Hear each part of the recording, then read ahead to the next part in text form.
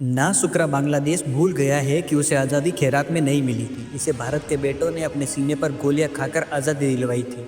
आज के बांग्लादेश की सड़कों पर जब भारत विरोधी नारे गूंजते हैं तो इतिहास के पन्ने फड़फड़ाने लगते हैं।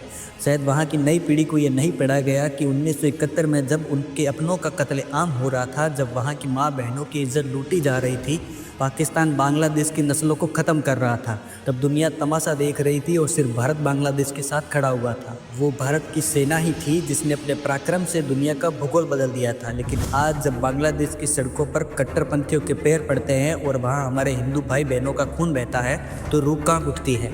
ये वही देश है जिसे पाकिस्तान एक कचरे की ढेर की तरह कुचल रहा था, जिसे भारत ने अपने सीने से लगाकर आज़ाद करवाया था। और एहसान फरामोशी की हद तो देखो, आज ये मुट्ठी भर के लोग भारत के 7 सिस्टर यानी हमारे उत्तर पूर्व को हड़पने की गिदड़ भभकी देते हैं। अरे भारत के 7 राज्यों की बात करने से पहले पाकिस्तान से उन 2 बेटियों के बारे में पूछ लेना जिन्हें भारत ने ऑपरेशन सिंदूर के जरिए उनकी औकात दिखाई थी।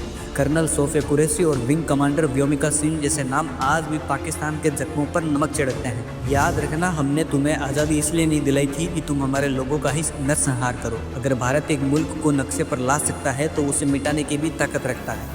हिंदू भाइयों पर उठाए गए हाथ का हिसाब जरूर होगा।